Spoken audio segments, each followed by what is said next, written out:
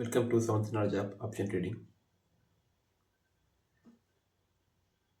இந்த வீடியோ மூணாவது வீடியோ. இந்த வீடியோவில் நம்ம வந்து செபி வித் ஜென் ஸ்ட்ரீட் அதை பற்றி பேச போகிறோம். இப்போ ஜென் ஸ்ட்ரீட்டுக்கும் செபிக்கும் அப்படின்னா வித்தியாசம், அதை பற்றி தான் நான் பார்க்க போகிறோம். ஓகேங்களா? இப்போ செபி வந்து ஜென் ஸ்ட்ரீட் என்ன குற்றச்சாட்டு சொல்லியிருக்காங்கன்னா,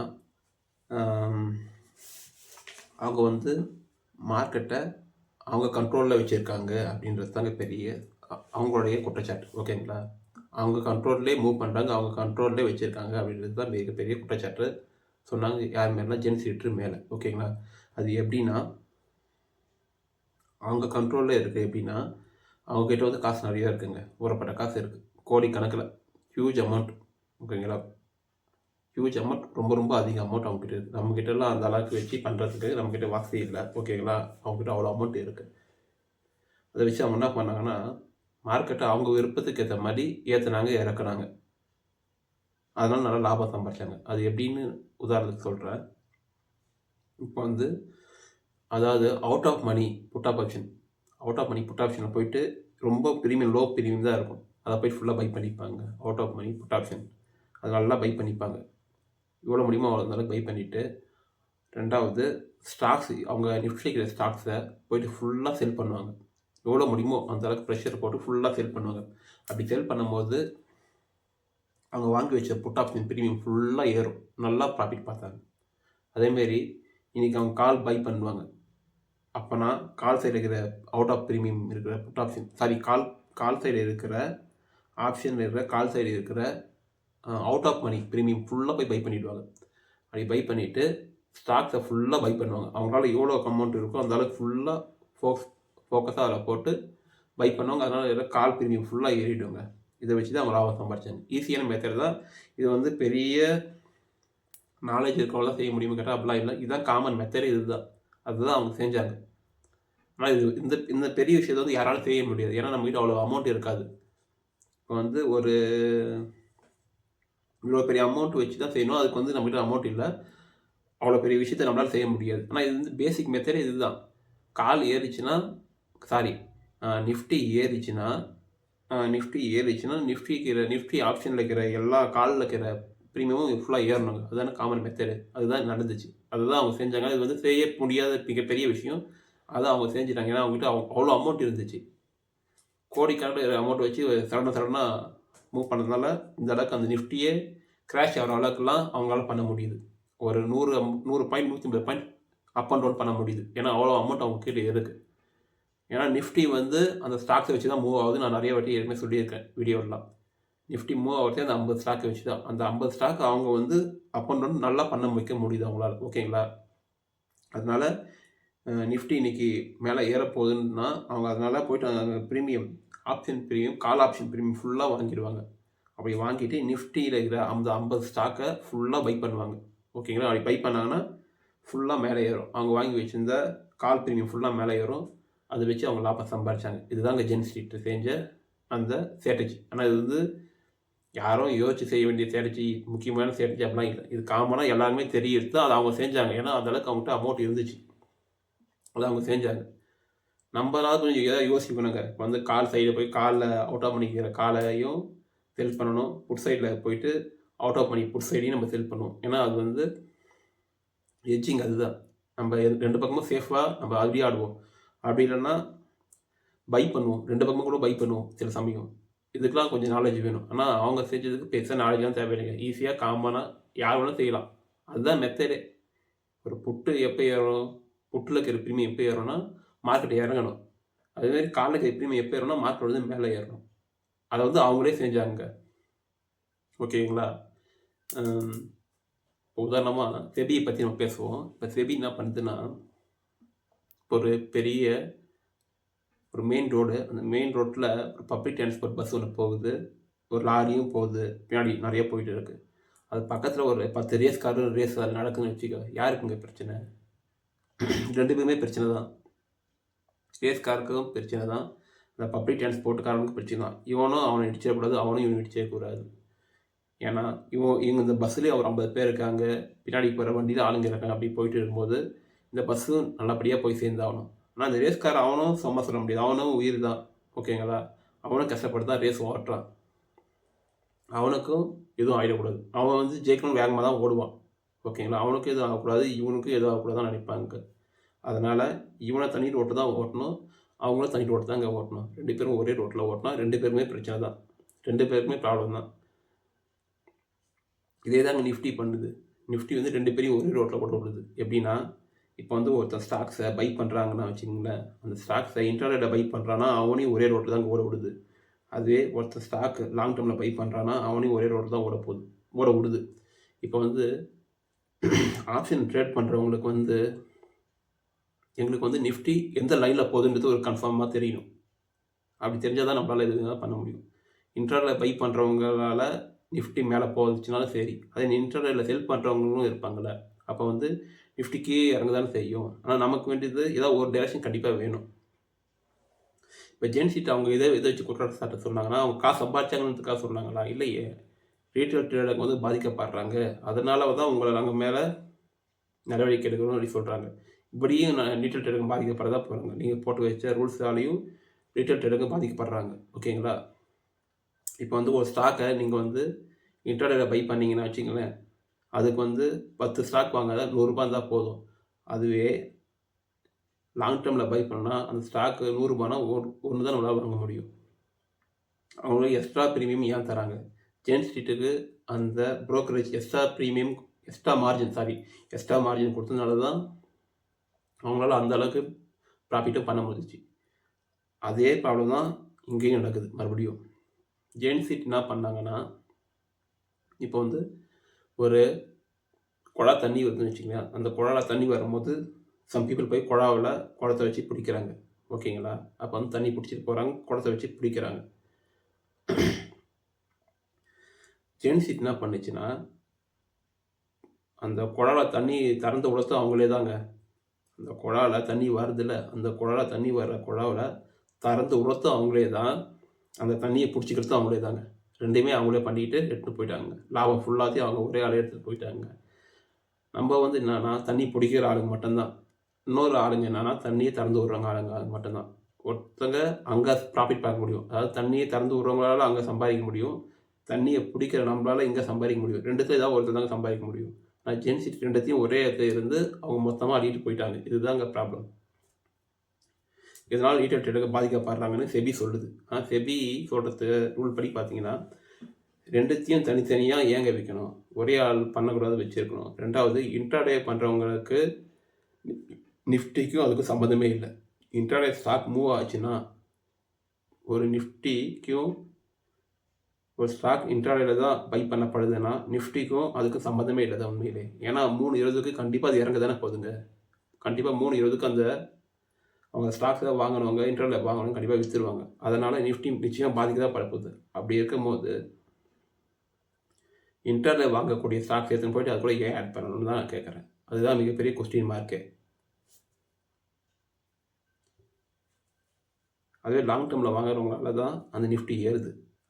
அப்படி இருக்கும்போது நம்ம ஒரு ஆப்ஷனும் மேலே ஏறணும். ஆனால் இவங்க என்ன பண்ணி வச்சுருக்காங்கன்னா, இன்டர்டேயில் வாங்கினாலும் ஏறுது, லாங் டேர்மில் வாங்கினாலும் ஏறுது. ஆனால் மாட்டிக்க போகிறது யாருன்னா அந்த ரீட்டைல் ட்ரேடர் நம்ம தான். அப்படி பார்க்கும்போது ஜென் சீட்டை மட்டும் குத்தம் சொல்லி எந்த விதத்துலையும் நியாயமே இல்லை. ஃபஸ்ட்டு செபி போட்ட ரூல்ஸே சரியில்லை. செபியில் இருக்கிற எந்த ஒரு ரூல்ஸும் கரெக்டாக பர்ஃபெக்டாகவும் இல்லை. அப்படி இருக்கும்போது நம்ம ஏன் அவங்கள சொல்லணும்? நான் வந்து ஜேம்ஸ் சீட்டத்துக்கு சப்போர்ட்லாம் சொல்லலைங்க. செபியே ஃபஸ்ட்டு கரெக்டாக இல்லாத போது நம்ம ஏன் அவங்களெல்லாம் போயிட்டு விவாதம் பண்ணணும்னு தான் கேட்குறேன்.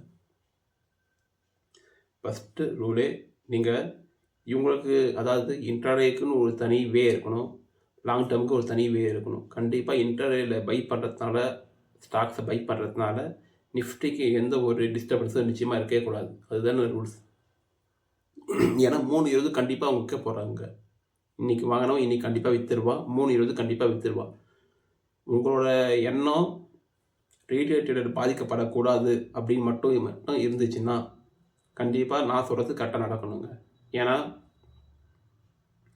இன்டர்டேல பை பண்ணுறவங்களால நிஃப்டிக்கு எந்த ஒரு மாறுதலும் வரப்போகிறது இல்லை. அது வேஸ்ட்டு தானே வந்தாலும். ஏன்னா அன்றைக்கி 10 மணிக்கு அவன் கண்டிப்பாக க்ளோஸ் பண்ணிவிடுவான். 3:20 கண்டிப்பாக க்ளோஸ் பண்ணிவிடுவான். அப்படி க்ளோஸ் பண்ணும்போது நிஃப்டிக்கு ஏன் அந்த ரியாக்ஷன் வருது தான் கேட்குறேன். நிஃப்டியை தொந்தரவு பண்ணவே கூடாதுல்ல. நாங்கள் வந்து நிஃப்டியோட மூவ்மெண்ட் எங்களுக்கு கிளியராக அப்போ தானே தெரியும். லாங் டேர்மில் வாங்குறவனால தான் லாங் டேர்மில் வாங்கினா மட்டும்தான் நிஃப்டியோட டைரக்ஷன் தெரியும். அதை வச்சு தான் ஆப்ஷன் பை பண்ணுறவங்களுக்கோ ஆப்ஷனில் ட்ரேட் பண்ணுறவங்களுக்கோ எங்களுக்கு ஒரு கிளியரான ரூட் தெரியும். அதை வச்சு மட்டும் தான் ப்ராஃபிட் பார்க்கவும் முடியும், கரெக்டாக எங்களால் மூவ் ஆக முடியும்.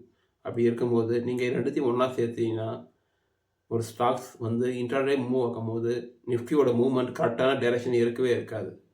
அதனால் ப்ராஃபிட் எங்களால் பார்க்க முடியாது, நஷ்டம் தான் மேக்ஸிமம் வரப்போகுது. ப்ரீமியமும் அங்கேயே இருந்து கரைச்சிக்கிட்டே போகும். நீங்கள் வந்து ரீட்டைல் ட்ரேடர் பாதிக்கப்படக்கூடாது அப்படின்னு நினச்சிங்கன்னா உண்மையிலே இதுதான் சரியான ரூலாக இருக்குங்க. ஜென்சிட்டை மட்டும் குத்த சொல்லி எந்த ஒரு பிரயோஜனமும் இல்லை. Once again welcome to my channel, welcome to seventh knowledge option trading. இப்போ வந்து ஜென்சிட் சேஜா அது வந்து தக்காளி சட்னி, சாரி ஜென்சிட் சேஜா அது ரத்தம், அதுவே நிஃப்டி செஞ்சிச்சுன்னா அது வந்து தக்காளி சட்னி தான் அவங்க சொல்லியிருக்காங்க. அதுதானே அப்படி தான் அவங்க பேசுகிறாங்க. எப்படின்னா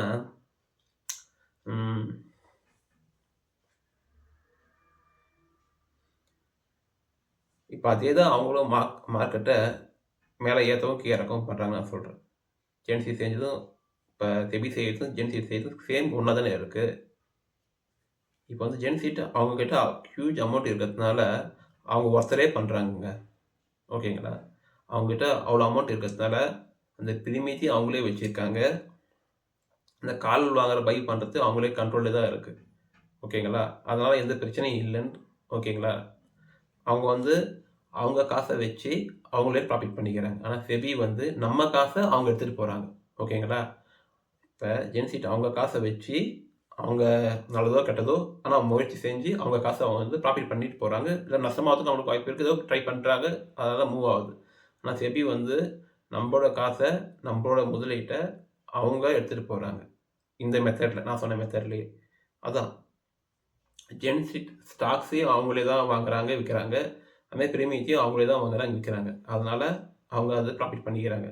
ஆனால் செபி கொடுத்த கண்ட்ரோலில் அந்த ரூலில் பார்த்தீங்கன்னா இப்போ ஒரு சம்திங் பீப்புள்ஸ் பார்த்தீங்கன்னா ஸ்டாக்ஸ் பக்கம் இருப்பாங்கல்ல, ஒரு சம்திங் பீப்புள் தான் இந்த பக்கம் இருப்பாங்க, இந்த ஆப்ஷன் பக்கம் இருப்பாங்க.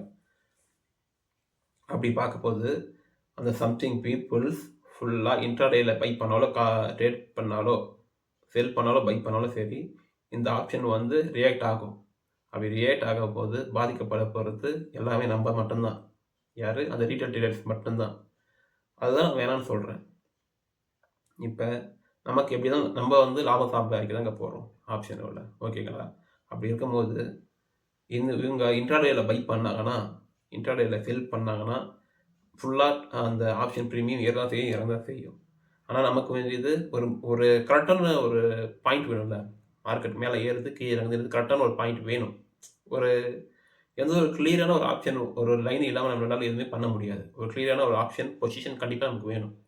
அதுக்கு வந்து மார்க்கெட் வந்து மூவ் ஆகிற டைரக்ஷன் கண்டிப்பாக வேணும். அதுக்கு வந்து லாங் டேர்ம் தான் பெஸ்ட்டாக இருக்கும். ஏன்னா இன்ட்ராடேயில் பண்ணுறவங்க அவங்க செல் பண்ணவும் செய்யலாம், பை பண்ணவும் செய்யலாம். நமக்கு வந்து ஒரு கரெக்டான டைரக்ஷன் நிச்சயமாக தெரியாது. ஆனால் லாங் டேர்ம்ன்றது ஒரு கரெக்டான டைரக்ஷன் கிடைக்கும். ஏன்னா அன்றைக்கி டேட்டில் அது வாங்கினா செல் பண்ண முடியாது. லாங் டேர்மில் வாங்கினாங்கன்னா அது வந்து நமக்கு ஒரு கரெக்டான ரூல்ஸ், கரெக்டான ஒரு டைரக்ஷன் அது வந்து நமக்கு காட்டுது.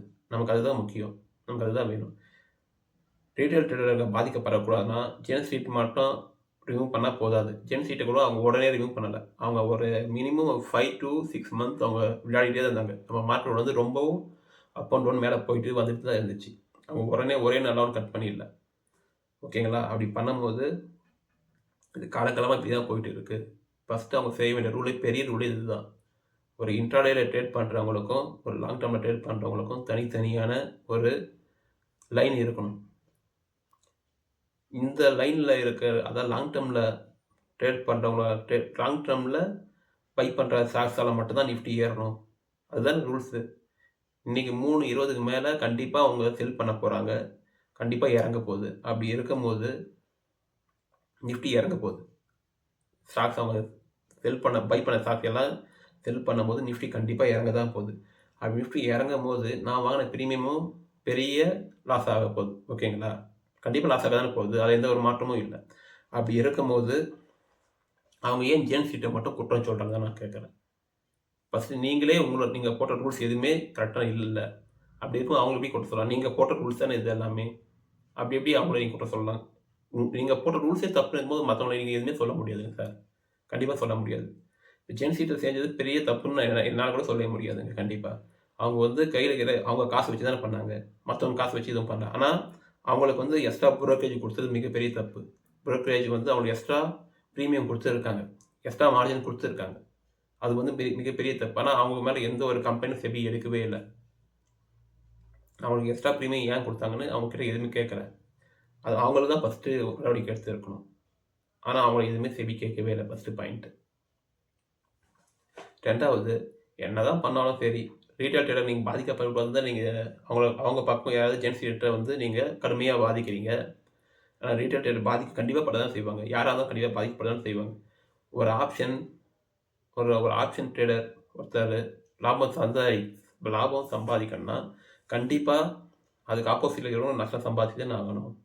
யாரோ ஒருத்தர் புத்திசாலியாக இருக்கணும்னா யாரோ ஒருத்தர் முட்டாளாக தான் இருந்தாகணும். எல்லாரும் ஒரே நாள் முட்டாளாக இருக்க முடியாது. யாரோ ஒரு நாள் புத்திசாலியாக இருக்க முடியாது. இவங்க இன்னைக்கு புத்திசாலியாக இருக்கணும்னா அது கண்டிப்பாக ஒருத்தர் கண்டிப்பாக முட்டாளாக இருந்தாகணும். வேறு வழியே இல்லை. அப்படி இருக்கும்போது 50% லாபம் பார்க்குறாங்க ஒருத்தர்னா 50% நஷ்டமும் பார்க்கணும் தானே. அப்படி இருக்கும்போது பேசிக்காகவே ஆப்ஷன் ட்ரேடிங் பெரிய தப்பு தானே. நீங்கள் அதே நிறுத்தி இருந்திருக்கணும். அப்படி பார்த்துருந்தீங்கன்னா உங்களால் அதுவே பண்ண முடியல.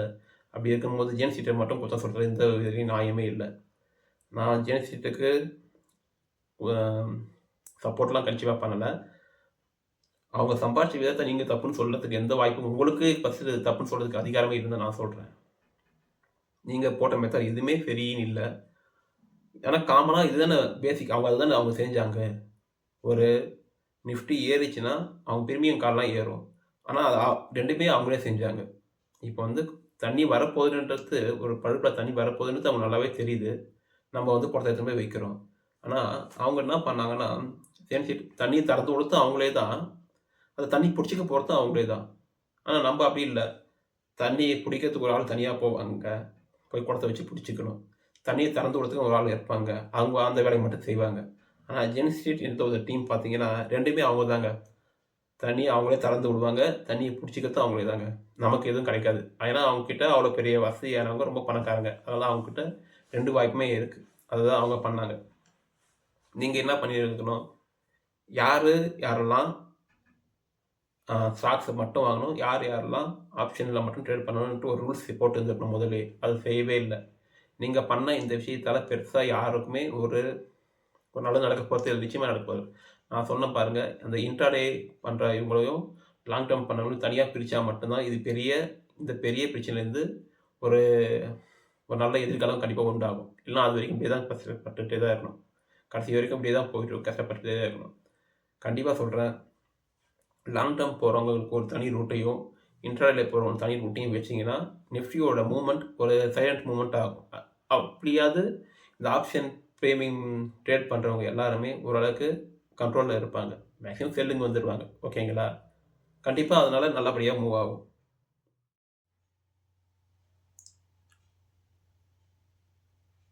உங்களுக்கு இந்த வீடியோ பிடிச்சிருந்துச்சுன்னா லைக் பண்ணுங்கள், சப்ஸ்கிரைப் பண்ணுங்கள். மேற்கொண்டு இதேமாரி தான் நம்ம சேனலில் வரப்போகுது வீடியோ நிறைய. மேற்கொண்டு இந்த வீடியோ இதேமாரி சம்மந்தப்பட்ட நிறைய வீடியோலாம் பார்த்துட்டு இருக்கலாம். தேங்க்யூ.